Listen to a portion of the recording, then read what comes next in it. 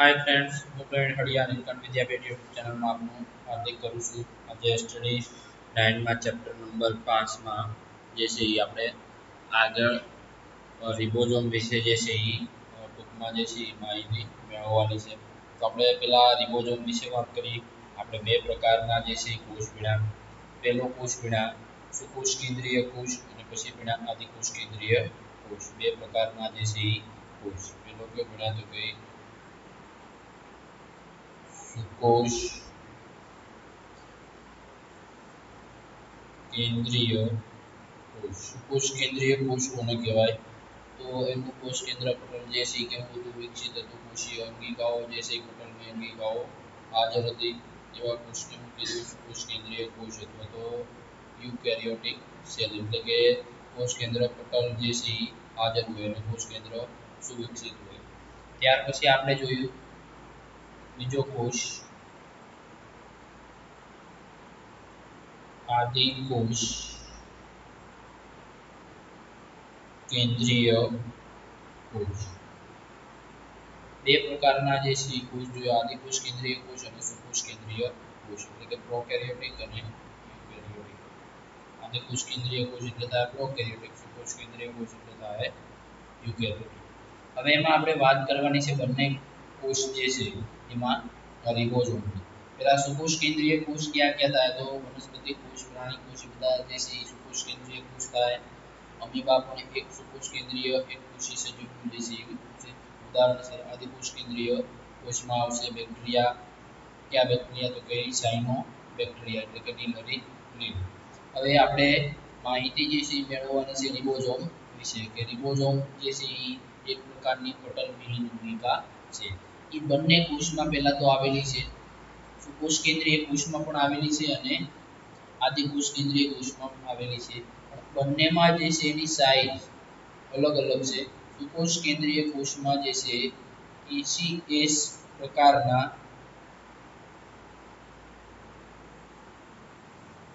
Ribosome આવેલા છે, જ્યારે આદિકોષ કેન્દ્રીય કોષમાં 70S પ્રકારના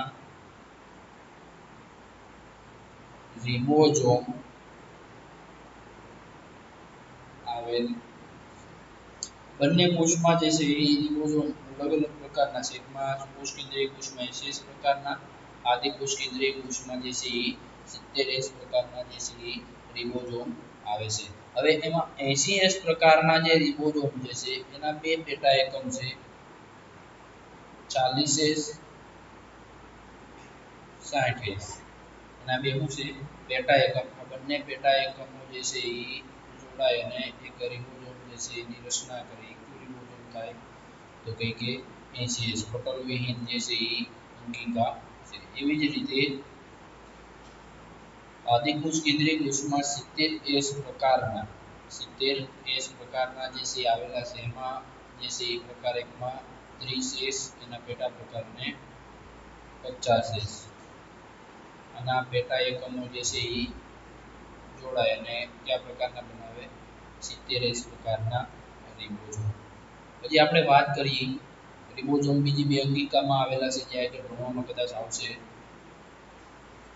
કણાભસૂત્ર અને ભવિતકણ. આ બંનેમાં જે છે એ રિબોઝોમ ધરાવે છે. પણ આ બંનેમાં રિબોઝોમ કયા પ્રકારના છે? 70S પ્રકારના જે છે એ રિબોઝોમ જોવા મળે. આ અંગિકા પાસે એમાં છે તો કે સુકોષ કેન્દ્રીય કોષમાં. એટલે જે છે એ યાદ રાખવું. આપણે વાત કરીએ રિબોઝોમ. રિબોઝોમનું મુખ્ય કાર્ય જે છે એ પ્રોટીનના સંશ્લેષણ સાથે જે છે એ પ્રોટીન સંશ્લેષણની સપાટી જે છે એ પૂરી પાડે. એટલે કે બધા જ સક્રિય કોષોમાં આવેલી અંગિકા છે. કે આદિકોષ કેન્દ્રીય કોષ હોય કે સુકોષ કેન્દ્રીય કોષ હોય, બધામાં જે છે એ કઈ અંગિકા હાજર હોય? રિબોઝોમ જે છે એ હાજર હોય. તે આદિકોષ કેન્દ્રીય કોષમાં અને સુકોષ કેન્દ્રીય કોષ બંનેમાં જે છે આ અંગિકા જોવા મળે છે. કેવી અંગિકા છે? પટલવિહીન અંગિકા. યાદ રાખજો નીચેનામાંથી કઈ પટલવિહીન અંગિકા છે? ઉદાહરણ આપ્યા હોય અથવા ક્વેશ્ચન જે MCQ આપ્યા હોય કે A ribosome, B કણાભસૂત્ર, C હરિતકણ, D તારા કેન્દ્ર કે બીજી કોઈ લાઇસોઝોમ જે છે આપેલી હોય. તો એમાં પટલવિહીન અંગિકામાં કોણ આવશે? રિબોઝોમ તારા કેન્દ્ર તો આપેલું છે તો તારા કેન્દ્ર અને રિબોઝોમ બે આવશે. હજી કોષ કેન્દ્રિકા હોય તો કોષ કેન્દ્રિકા એટલે પટલવિહીન અંગિકા જે છે એમાં સમાવેશ થાય છે એટલે ઈ યાદ રાખજો. ત્યાર પછી સુકોષ કેન્દ્રીય કોષમાં રિબોઝોમનું સ્થાન જે છે એ અંતઃકોષ રજદાળ ઉપર, એટલા માટે જે અંતઃકોષ રજદાળ ઉપર રિબોઝોમ હોય તો એને RER રફ એન્ડોપ્લાઝમિક રેટિક્યુલમ પૂરું નામ છે કે ખરબસડી અથવા કણિકામય અંતઃકોષ રજદાળ કહે છે.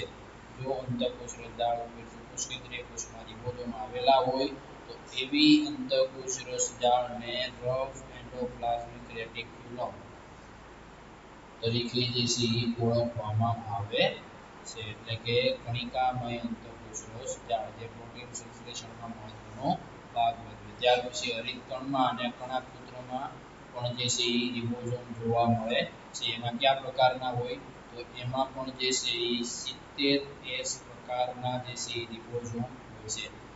આ એસ જે છે એ વૈજ્ઞાનિકે જે છે એના કદના આધારે જે છે એના પ્રકાર પાડ્યા અને એ વૈજ્ઞાનિકના નામ પરથી સ્વર્ટબર્ગ નામનો વૈજ્ઞાનિક જે છે એના નામ પરથી જે છે એસ લગાડવામાં આવે એટલે એસ બીજું કંઈ નથી.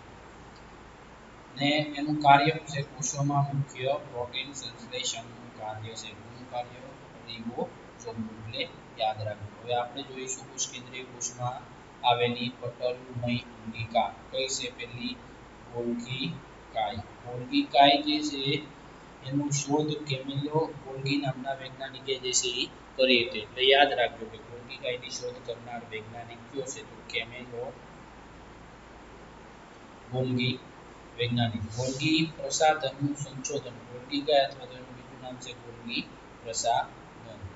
એનું સ્થાન ક્યાં છે પ્રાણી કોષમાં અને વનસ્પતિ કોષમાં જે છે એ બંનેમાં જે છે એ જોવા મળે છે. એટલે યાદ રાખજો પ્રાણી કોષ અને વનસ્પતિ કોષ બંનેમાં જે છે એ જોવા મળે છે. કયા ભાગમાં કોષરસવાળા ભાગમાં. અને ગોલ્ગી કાયનું નિર્માણ જે છે એ એમાંથી થાય તો અંતઃકોષ રસજાળમાંથી જે છે એ ગોલ્ગી કાયનું નિર્માણ થાય છે. એટલે એમાં બે ભાગ હોય શીર્ષ અને ટ્રાન્સ. શીર્ષ થાય કયો ભાગ તો શીર્ષ એટલે કોષ કેન્દ્ર બાજુનો જે ગોલ્ગી કાયનો જે ભાગ આવેલો છે એ અને ટ્રાન્સ એટલે કોષ રસ પટલ બાજુ જે છે એ ભાગ આવેલો છે. એટલે એ બે ભાગમાં જે છે એ વિભાજિત થાય. હવે ત્યાર પછી રચના જોઈ ગોલ્ગી કાયની તેની રચનામાં એકબીજાને સમાંતર થપ્પીઓ ગોઠવાયેલી પુટિકાઓ આવેલી છે. આવી પુટિકાઓને શું કહેવાય સિસ્ટરની આપણે અંતઃકોષ રસજાળ જ્યારે ભણતા હતા ત્યારે પણ જે છે એ શબ્દ આવેલો. એટલે કે આવી જે થપ્પીઓ જેવી જે રચના જે સીધી જોવા મળે છે આ થપ્પીઓ જેવી રચનાઓ ઘણીવાર અંતઃકોષ રસજાળમાં જોવા મળે એટલે એને નામ આપણે આપ્યું સિસ્ટરની. નામ આપ્યું સિસ્ટરની. અને જે છે અહીંયા જો નામ આપેલું છે સિસ્ટરની. એક જે રચના જોવા મળે છે આ એકને શું કહેવાય સિસ્ટરની. હવે ઘણી બધી જે છે એ ગોલ્ગી કાયમાં સિસ્ટરની જે છે એ ભેગી થઈ અને ગોલ્ગી સંકુલ બનાવે છે. આ રીતે પટલ દ્વારા આવરિત તંત્રની બનેલી હોય છે. આમાં જે છે એ ગોલ્ગી પટલ પણ જે છે એ આવેલું હોય. ગોલ્ગી પ્રસાધનના પટલો કેટલીક વખત અંતઃકોષ રસજાળના પટલ સાથે જોડાયેલી હોય છે. તેથી અન્ય જટિલ કોષીય પટલ તંત્રનો ભાગ બનાવે છે. એટલે આમાં આપણને કીધું છે કે ગોલ્ગી પ્રસાધન જે છે અથવા તો ગોલ્ગી કાય જે છે એને ઘણી વખત અંતઃકોષ રસજાળના પટલ સાથે શું થાય છે જોડાઈ જાય છે. તેથી અન્ય જટિલ કોષીય પટલ તંત્રનો બનાવે છે ભાગ બનાવે છે. હવે આપણે જોઈએ એના કાર્ય ગોલ્ગી કાયના કાર્ય વિશે. અંતઃકોષ રસજાળ દ્વારા સંશ્લેષિત દ્રવ્યો ગોલ્ગી પ્રસાધન દ્વારા કરી કોષની અંદર તથા કોષની બહાર મુક્ત કરાવવામાં આવે છે. એટલે કે જ્યારે અંતઃકોષ રસજાળમાંથી જે દ્રવ્યો બને છે દ્રવ્યોને ગોલ્ગી કાય પેકેજિંગ સ્વરૂપે પેક કરી અથવા તો જટિલ ઘટક જે મોટા કદના અથવા તો મોટા વિસ્તારમાં જે ઘટકો છે એને બીજા ઘટકોમાં રૂપાંતરણ કરી અને પેક કરીને એક જગ્યાએથી બીજી જગ્યાએ જે છે એ લઈ જવામાં વહનના કાર્યમાં સંકળાયેલી પણ છે ગોલ્ગી કાય. આપેલું છે નિકોઝોમનું પેકેજિંગ રૂપાંતરણ તેમજ સંગ્રહ કરવાના કાર્ય. રૂપાંતરણ તેમજ સંગ્રહ કરવાના કાર્ય એટલે જે જેટલા પણ ઘટકો એવા હશે કે જેનું વહન કરી શકાય નહીં તો એને બીજા ઘટકોમાં પણ જે છે એ રૂપાંતરણ કરી શકશે. ગોલ્ગી પ્રસાધનની પુટિકાઓમાંથી થાય છે. કેટલીક કિસ્સાઓમાં સરળ શર્કરામાંથી જટિલ શર્કરાનું કરે છે નિર્માણ કરે છે. એટલે આ એક કયું કાર્ય છે? રૂપાંતરણનું જે છે એ કાર્ય તે લાઇસોસોમ અંગિકાઓના નિર્માણ સાથે જે છે સંકળાયેલ છે. એટલે યાદ રાખજો. અંતઃકોષરસ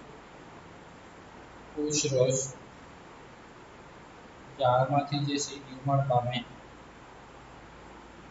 ગોલ્ગી કાય અથવા ગોલ્ગી પ્રસાધન. આમાંથી જે છે નિર્માણ પામે લાઇસોસોમ અથવા તો લાઇસોસોમ ઘણી વખત જે છે એ અંતઃકોષરસ ઝાડમાંથી પણ જે છે શું થાય છે નિર્માણ થાય છે. લાઇસોસોમ એક આત્મઘાતી કોથળી સુસાઇડ બેગ તરીકે જે છે પણ ઓળખાય છે. એક પ્રકારની જે છે અંગિકાઓ છે. હવે નેક્સ્ટ આપણે જોઈએ બીજી અંગિકા લાઇસોસોમ વિશે વાત કરી. ઉત્પત્તિ ગોલ્ગી કાયની પુટિકા રૂપે ક્યાંથી ઉત્પન્ન થાય તો ગોલ્ગી પ્રસાધન અથવા ગોલ્ગી કાયમાંથી. ક્યાં ઉચ્ચેજકો ધરાવે તો હાઇડ્રોલેસ પ્રકારના. ખાસ યાદ રાખજો કે લાઇસોસોમ જે છે એ હાઇડ્રોલેસ પ્રકારના ઉચ્ચેજકો ધરાવે છે. હાઇડ્રોલેસ પ્રકારના કયા કયા ઉચ્ચેજકો તો કે લાઇપેઝ, પ્રોટીએઝ, કાર્બોહાઇડ્રેટ્સ એ બધા કયા પ્રકારના છે? હાઇડ્રોલેસ પ્રકારના ઉચ્ચેજકો. હાઇડ્રોલેસ પ્રકારના ઉચ્ચેજકો પાચનમાં જે છે એ મહત્વનો ભાગ ભજવે છે. કાર્બોહાઇડ્રેટ જે છે તો કાર્બોદિતનું પાચન કરશે અને એમાં રૂપાંતરણ કરે ગ્લુકોઝમાં. એવી રીતે ચરબીનું પાચન એમાં થાય તો કે ફેટી એસિડ અને ગ્લિસરોલ. પછી છે પ્રોટીન, તો પ્રોટીનનું એમાં કરશે એમિનો એસિડ. એટલે આ બધા જે છે